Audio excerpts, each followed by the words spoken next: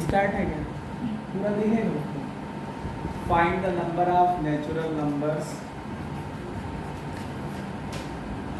Find the number of natural numbers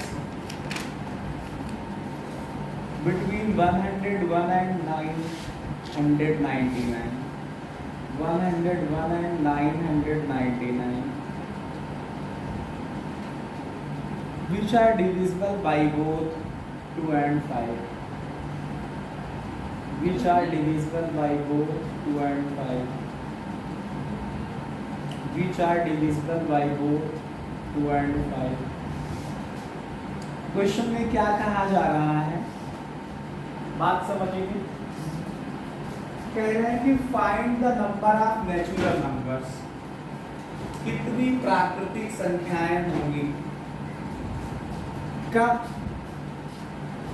बोलो, between the number 101 and 999, 101 और 999 के बीच में कितने नेचुरल नंबर होंगे, जाकर के प्राकृतिक संख्या होंगी। आगे की कंडीशन बोलो, उसमें लिखा है which are divisible by 2 and 5, which are divisible by 2 and 5 का मतलब जो 2 से भी डिवाइड हो जाए और 5 से भी डिवाइड हो जाए, समझ रहे हो?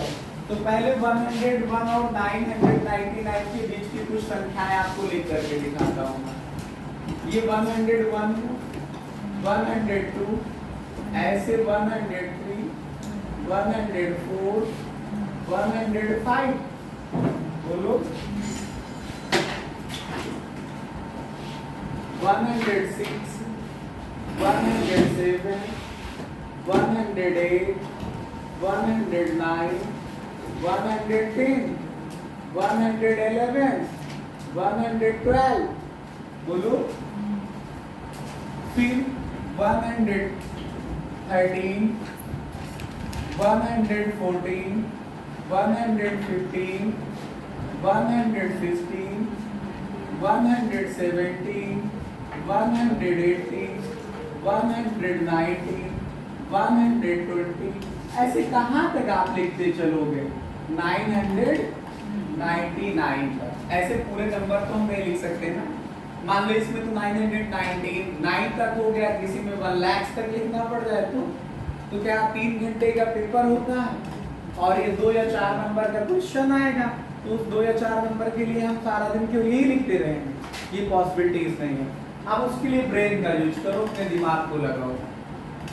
क्वेश्चन में कहता है कि 101 और 999 के बीच में ऐसे कौन से नंबर हैं, नेचुरल नंबर, प्राकृतिक संख्याएं, जो 2 से भी डिवाइड हो जाए और 5 से भी डिवाइड हो जाए। मतलब जो 2 से डिविजिबल मतलब 2 से कट जाए पूरी तरह से और 5 से भी पूरी तरह से कट जाए। जैसे आप इसको देखो, ना तो 2 से कटेगा ना तो 5 से कटेगा। ये ना 2 से तो कटेगा लेकिन 5 से कटेगा नहीं, ये 2 से कटेगा लेकिन 5 से नहीं कटेगा, ये 5 से कटेगा लेकिन 2 से नहीं कटेगा, ये 2 से कटेगा 5 से नहीं कटेगा, ये 2 से कटेगा 5 से नहीं कटेगा। ये ऐसा मिलन हुआ जो दोनों से कटेगा, क्योंकि आपको पता है जिसके लास्ट में 0 हो, जिसका यूनिट प्लेस डिजिट इकाई का 0 हो, 2 हो, 4 हो, 6 हो, 8 हो, 10 मतलब फिर 0, 0, 2, 4, 6, 8 हो, वो कितने से कटता है? 2 से कटता है। और जिसके लास्ट में यूनिट प्लेस पे मतलब इकाई का अंक 0 हो या 5 हो, वो कितने से कटता है? 5 से कटता है। तो 0 जिसके लास्ट में है वो तो दोनों से कट रहा है ना, दोनों से डिविजिबल है ना। तो जो आवश्यक रिक्वायर्ड एपी जो बन रही उसको लिख लिया जाए, जो बन रही रिक्वायर्ड एपी उसको लिखा जाए। कौन सी एपी बन रही है, बोलो, कौन सी एपी बन रही है? पहले आ रहा 110, ऐसे फिर जब आगे बढ़ोगे तो जिसके लास्ट में 0 आएगा वो कौन मिलेगा? 120 मिलेगा। फिर ऐसे ही 130 मिलेगा, 140 एंड सो वन 999 के पहले कोई ऐसा है जो 2 और 5 दोनों से कटे, तो 990 जो है वो 5 से भी कट जाएगा और 2 से भी कटेगा। तो ये एपी पता चल गई, बोलो अब कैसे पता चला एपी है? डिफरेंस हमें 10 का है, बोलो। तो इस एपी का फर्स्ट टर्म बोलो, फर्स्ट टर्म क्या है? ए की वैल्यू 110 है। कॉमन डिफरेंस, कौन सा डिफरेंस? कॉमन डिफरेंस कितना है सर्वांतर? डी है। ये सेकेंड टर्म से फर्स्ट को माइनस कर दो, कितना आ जाएगा? 10 आ जाएगा। कितना आएगा? 10 आ जाएगा। अब इसका लास्ट टर्म बताओ, लास्ट टर्म कौन है? अंतिम पर एल से लिखते हैं ना, 990 है। बोलो नंबर ऑफ टर्म पूछा है, नंबर ऑफ टर्म या नंबर ऑफ नेचुरल नंबर्स, क्योंकि कौन सी नंबर्स हैं? तो नंबर ऑफ टर्म बोलो चाहे नंबर ऑफ नेचुरल नंबर। ये नंबर ऑफ टर्म आपको निकालना है। क्या निकालना है? नंबर ऑफ टर्म, पदों की संख्या n क्वेश्चन मार्क। एक ही फार्मूला तो अभी तक हम आपको पढ़ाए हैं। जब लास्ट टर्म पता हो तो क्या लगाओगे? L बराबर a plus n minus 1 into d. L बराबर a plus n minus 1 into D. यही an का भी होता है, an ही तो यहाँ लास्ट टर्म है। तो बाई फार्मूला L बराबर a plus n minus 1 into d. L का मतलब क्या? 990 इज इक्वल टू a का मतलब 110 plus n minus 1 into D 10। तो 990 आ जाएगा, ये इज इक्वल टू 110 आएगा। 10 से इसमें मल्टीप्लाई कर दो तो 10n माइनस का 10 आ जाएगा। अब आपको 10n निकालना चाह रहे हो, बोलो इसको ट्रांसफर कर लिया जाए।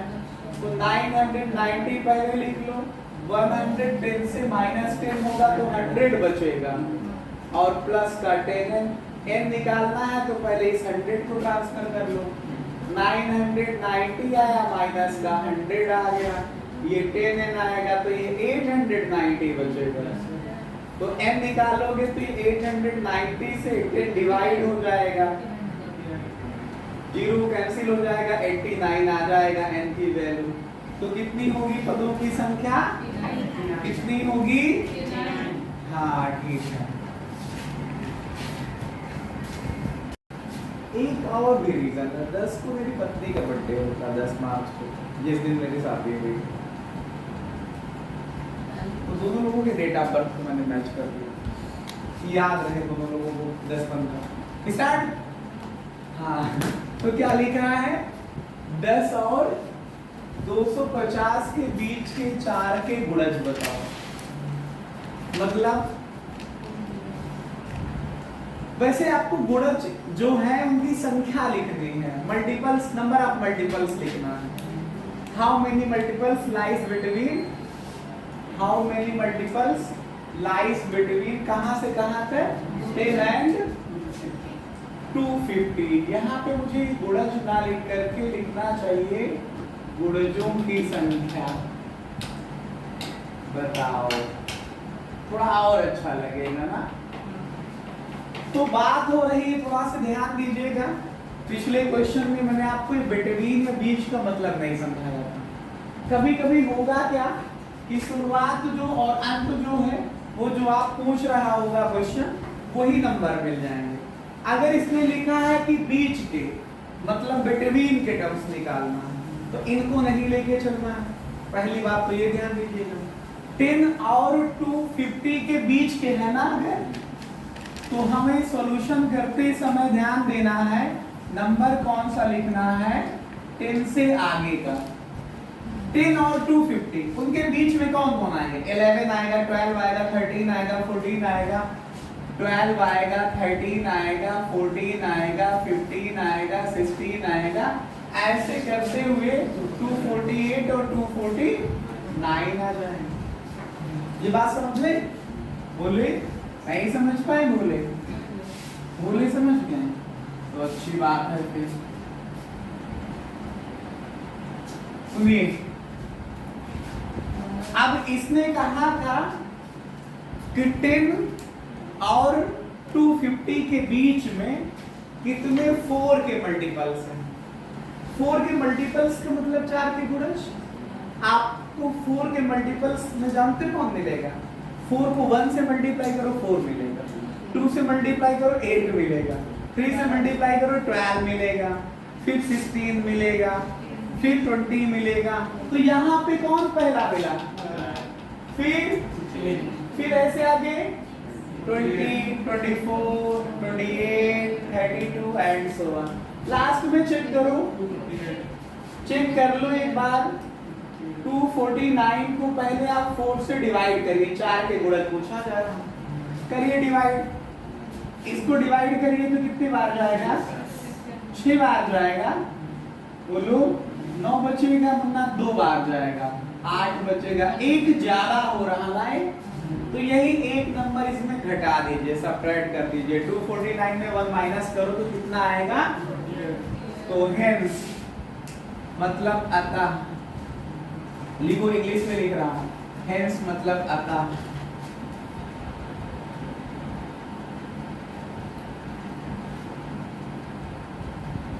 Multiple of 4 between 10 and 250 are. कौन कौन से होंगे? 10 और 250 के बीच में 4 के गुणज। हिंदी वाले लिखेंगे क्या? 10 और 250 के बीच के 4 के गुणज। अब कौन कौन से लिखना है ध्यान दीजिएगा। पहला आएगा 12, फिर 16, फिर 20, फिर 24, 28, समझ पा रहे हो? बोलो। फिर एंड सो ऑन, और लास्ट में मिला था 248।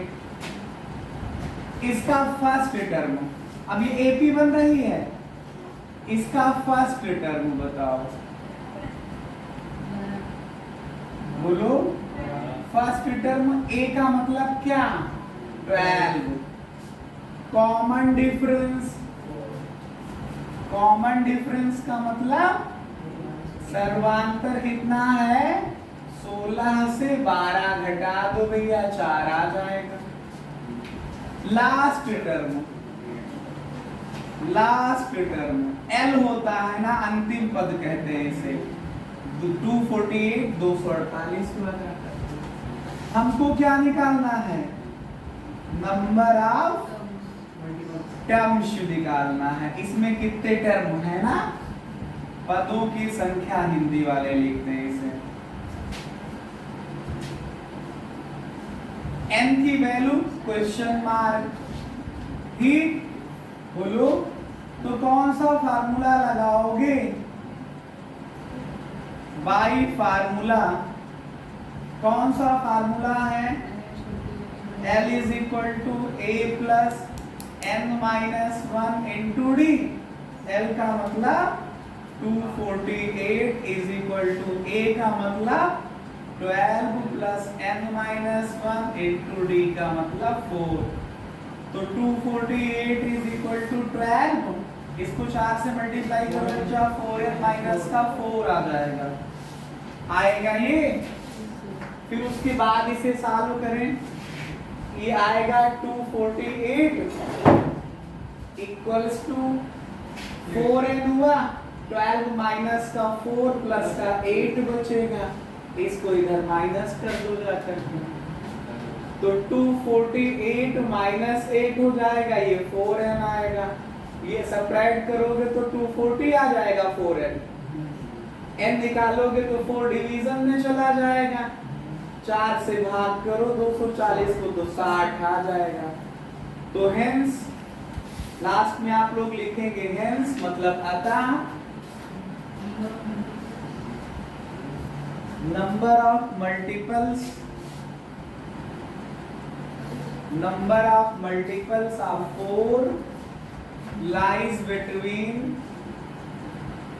10 and 250 is 60. Number of multiple of 4 lies between 10 and 250 is 60 है। इसका मतलब क्या हुआ कि 10 हुआ 250 के बीच में 4 के गुणज 60 है। ये आंसर हुआ, ठीक है, दैट्स ऑल। नहीं स्टार्ट हो रहा है, कह रहे हैं क्या, क्वेश्चन समझिएगा।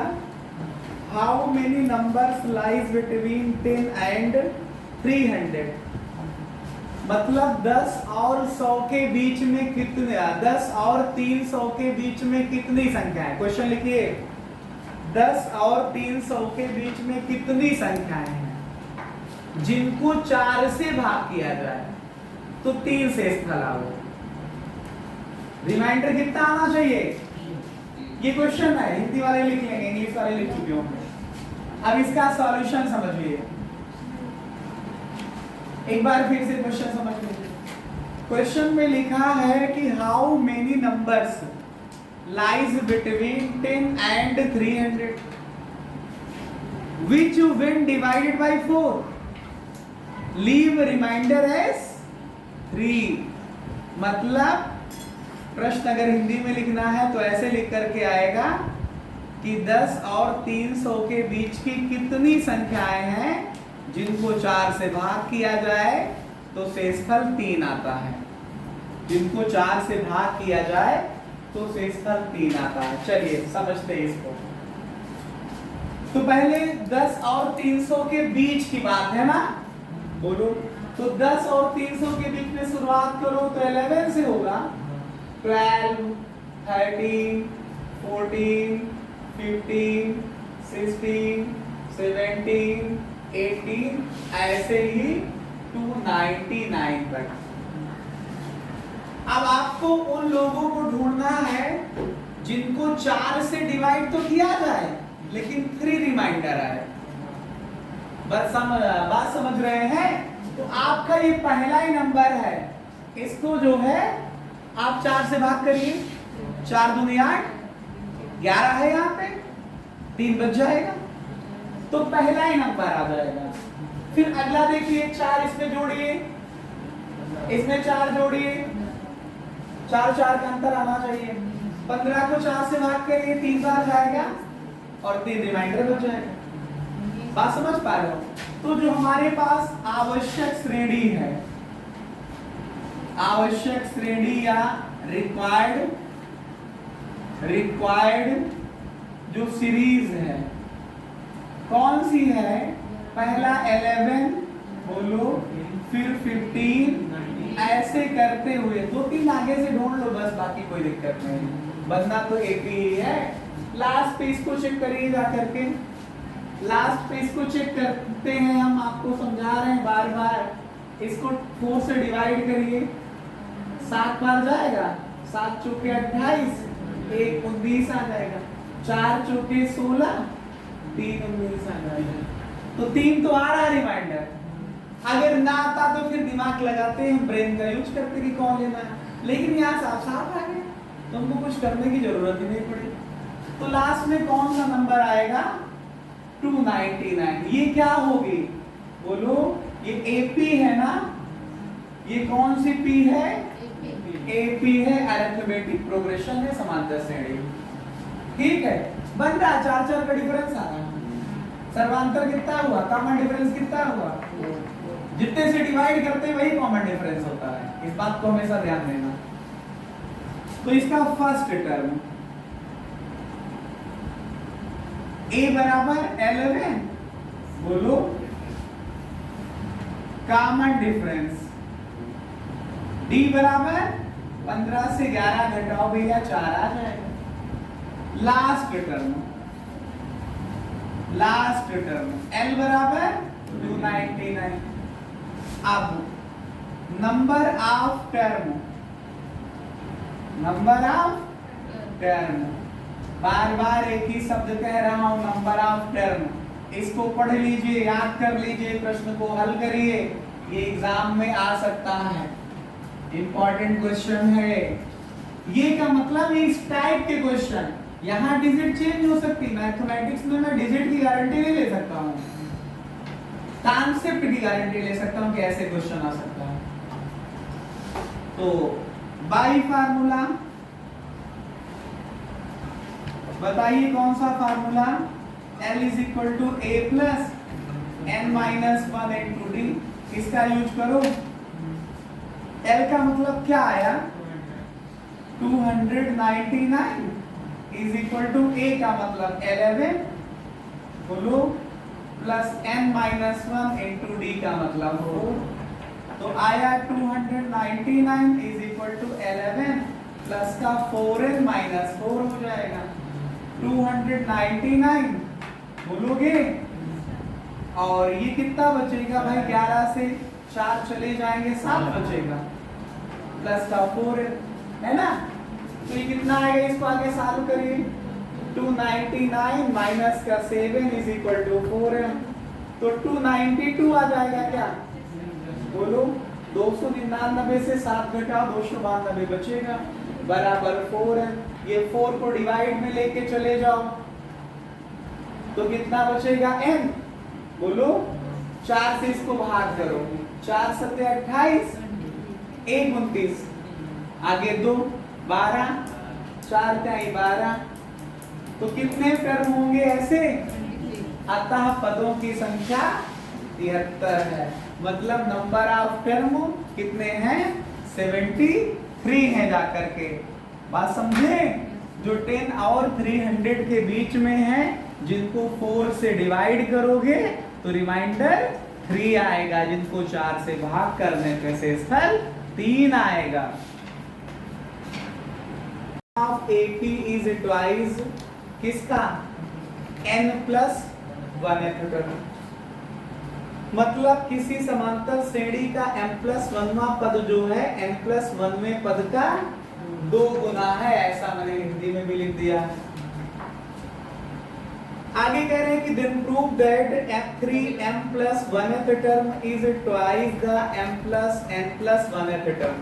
तब सिद्ध कीजिए कि 3m plus 1वां पद जो है m plus n plus 1वें पद का 2 गुना होगा।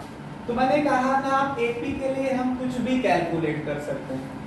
कब हम लोग AP के लिए कुछ भी कैलकुलेट कर सकते हैं, लेकिन कब, जब उसका फर्स्ट टर्म हो, पहला पद, कॉमन डिफरेंस D पता होना चाहिए ना।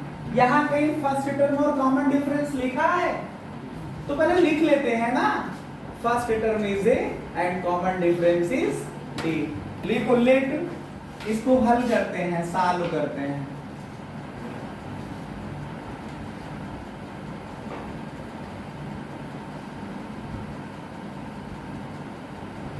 फर्स्ट टर्म,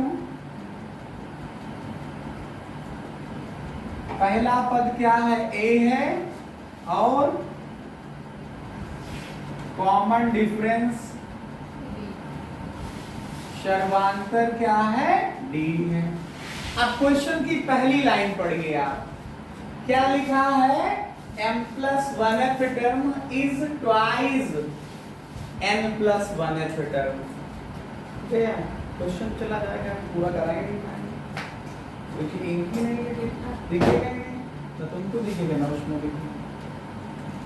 तो क्या आएगा, अकॉर्डिंग टू क्वेश्चन, प्रश्नानुसार क्या है, बोलो m plus 1th term is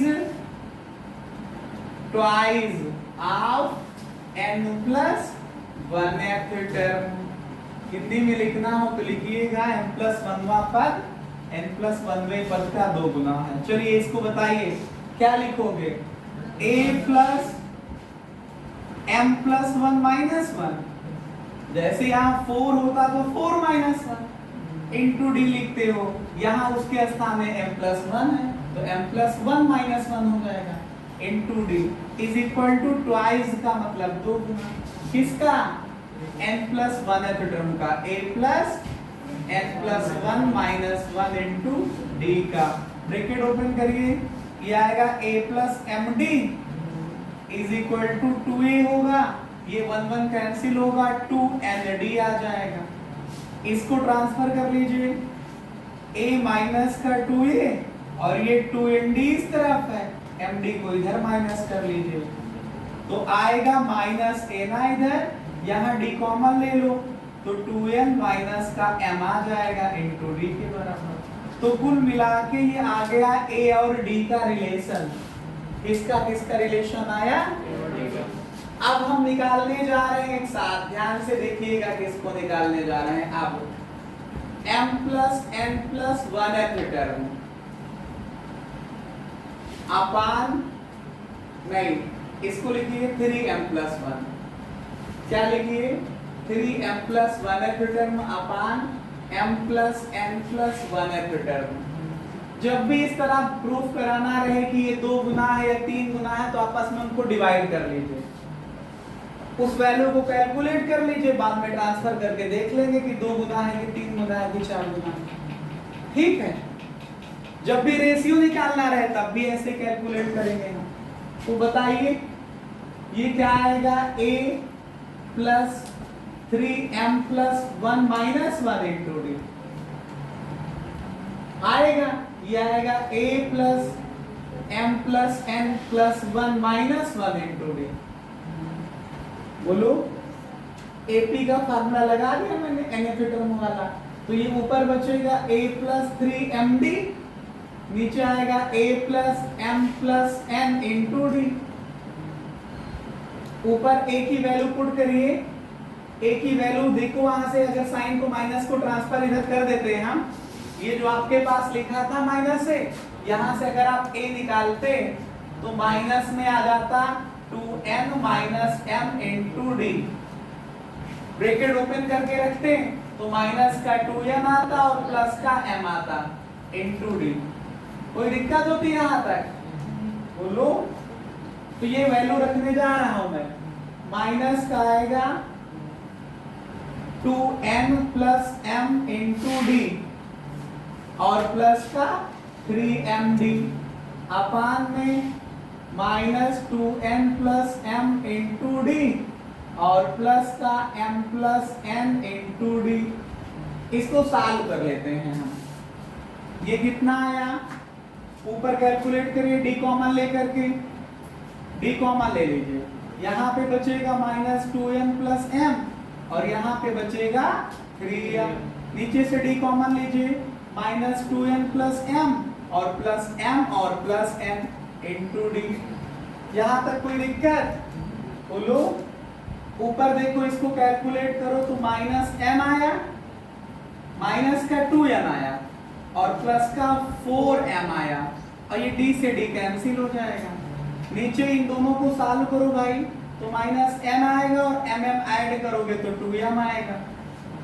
ऊपर से 2 कॉमन ले लो है कॉमन तो माइनस n प्लस का 2m आएगा और यही तो नीचे लिखा है माइनस n प्लस का 2m ये पूरा कैंसिल हो जाएगा है तो ये कितना बचेगा तो इसमें क्या निकाला था आपने ये निकाला था 3m प्लस 1th टर्म अपान m plus n plus 1th term की वैल्यू 2 आ गई ना क्रॉस मल्टीप्लाई करिए लास्ट लाइन आप लोग लिखिएगा आपके लिए छोड़ रहा हूं क्रॉस मल्टीप्लाई करिए मल्टीप्लिकेशन में चला जाएगा तो क्या आएगा 3m plus 1th term equal to 2 into m plus n plus 1th term हो तो गया कि 3m प्लस 1th टर्म जो है इस m plus n plus 1th term का ट्वाइस है मतलब 2 गुना है वही तो आ रहा है ठीक है इसको करिएगा कंप्लीट आप